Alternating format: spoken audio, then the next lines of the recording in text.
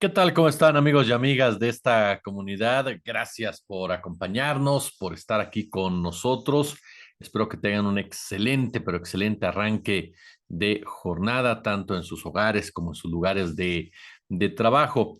Pues tenemos que seguir pendientes, seguir comentando, seguir informando de lo que está sucediendo con el narcotráfico en el Estado de México.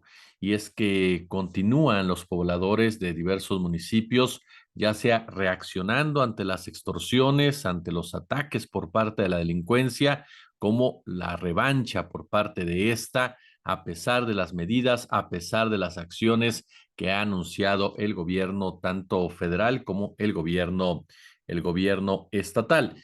Y es un punto muy importante el que tenemos que platicar con ustedes, porque Isidro Cortés, quien es titular de la Dirección de Seguridad Pública de Texcaltitlán, confirmó que hay versiones de pobladores sobre el secuestro de vecinos tras el enfrentamiento ocurrido el pasado viernes en la comunidad de Texcapilla. También reconoció que uno de sus elementos no regresó a sus labores desde ese día, por lo que podría haber sido privado de su libertad por integrantes de la familia michoacana. Esto lo dio a conocer en una entrevista con Milenio, luego de que los vecinos de Texcapilla señalaron que hay por lo menos 20 pobladores no localizados entre niñas, niños, mujeres y hombres, los cuales habrían sido privados por el grupo delictivo en respuesta precisamente al enfrentamiento.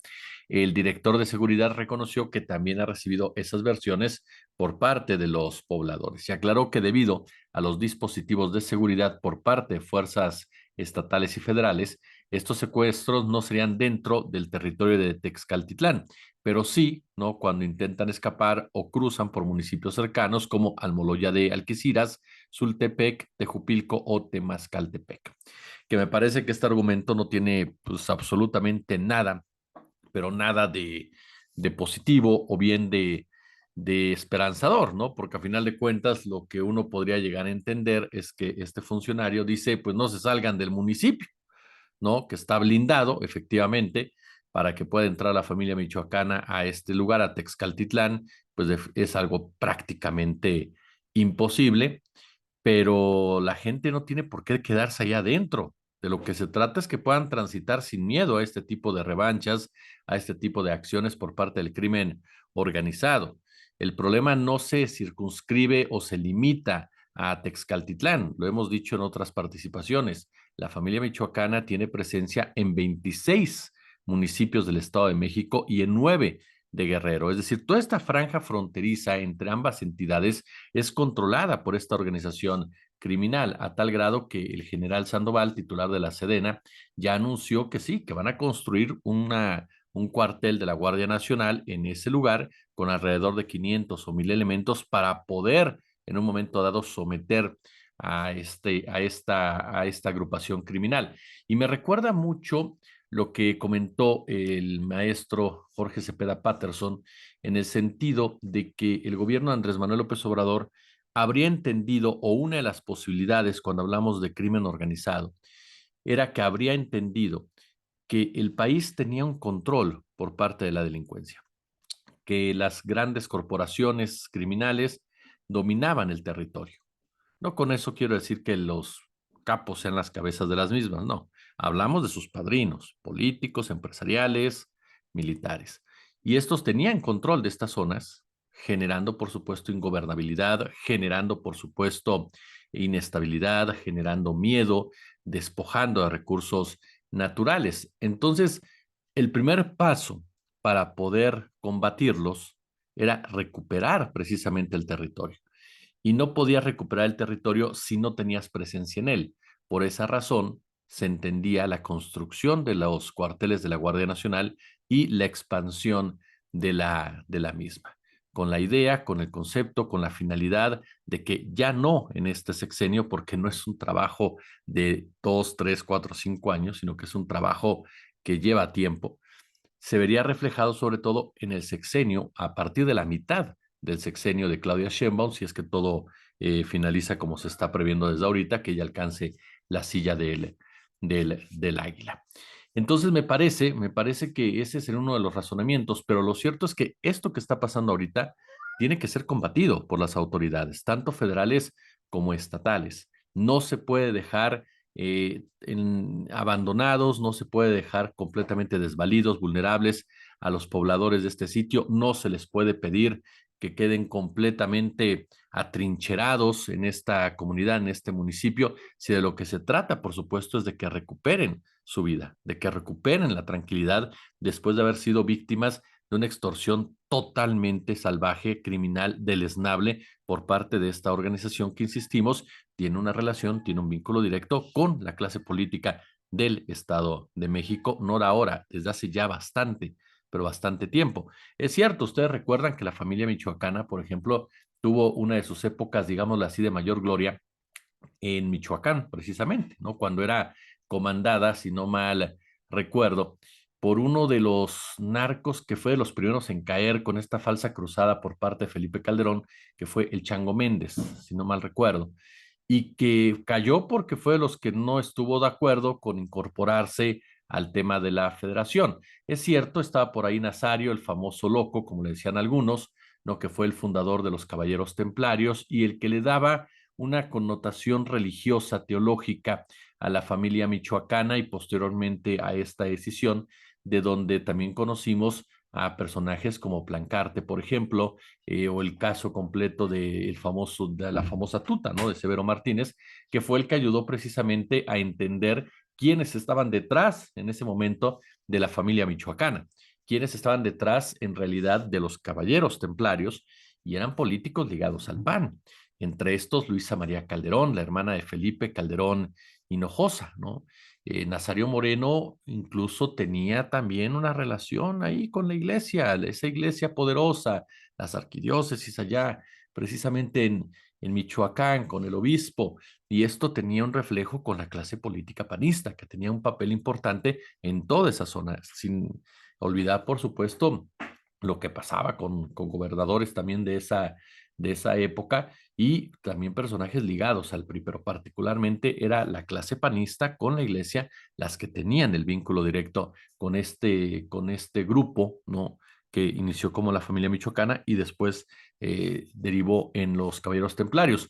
Pero al que se le combatió públicamente, porque se da a conocer toda esta información, se vuelve netamente mediático y rompe con el cártel de Sinaloa. En el momento en que los caballeros templarios rompen con el cártel de Sinaloa, no tenían vínculo tampoco con los Zetas, incluso en realidad había un enfrentamiento en Michoacán entre la familia y posteriormente los templarios con los Zetas, a los que consideraban personajes, imagínense, entre ellos se consideraban personajes sumamente impresentables. La realidad es que rompe con el cártel de Sinaloa, los templarios se alejan completamente de la federación y es ahí cuando el gobierno de Calderón les cobra esa factura. Los vuelve totalmente mediáticos, es una historia atractiva para la prensa, un grupo de narcos relacionados directamente con la religión, que hacen de su vida criminal un apostolado. Y bueno, por supuesto, todo el mundo los conoce a través de los periódicos, a través de las estaciones de radio, a través de la televisión, y es el momento justo para darles el golpe. Pero la familia michoacana siguió operando. Más allá de lo que pasó con los templarios, ellos siguieron operando. Empezaron a tener más presencia en el Estado de México, en la zona conurbada con la Ciudad de México incluso. Empezaron a tener también presencia en esta zona de Guerrero. Empezaron a ser, por supuesto, ellos fueron reagrupados por la clase política priista de esa entidad, quien los vio como su brazo ejecutor, más allá de sus grupos de choque políticos, como su brazo operativo en toda esta zona para poder allegarse de recursos, para poder allegarse de presencia, para poder imponer el miedo como una forma de hacer política. Y por lo tanto fue ahí cuando empieza a crecer este grupo en el en el Estado de México, a tal grado que, insistimos, tiene controlada toda esa zona, ¿no? Y además está también el otro lado, el de, el de Guerrero, una entidad Guerrero totalmente balcanizada por los intereses políticos criminales, en donde nos encontramos personajes desde los Guerreros Unidos hasta los Tlacos, hasta los Ardillos, la misma familia michoacana, quienes responden cada uno de ellos a intereses políticos empresariales, que no les importa desangrar completamente a la población, sobre todo a la población más vulnerable, a la población de menos de menos recursos. Eso es lo que está pasando en este momento en Texcaltitlán. Es parte de la historia a grandes rasgos, sin profundizar mucho de lo que ha sido este grupo de la familia michoacana, sus relaciones, por supuesto, con la clase política. Pero hay otra nota que también quiero comentar con ustedes rápidamente, y es lo que les mencionaba, cómo se está repitiendo ya esta brutalidad por parte de la ciudadanía que con justa razón tiene que hacer justicia por su propia mano, porque no tiene de otra. Entendamos esto más allá de simpatías o antipatías políticas o partidistas.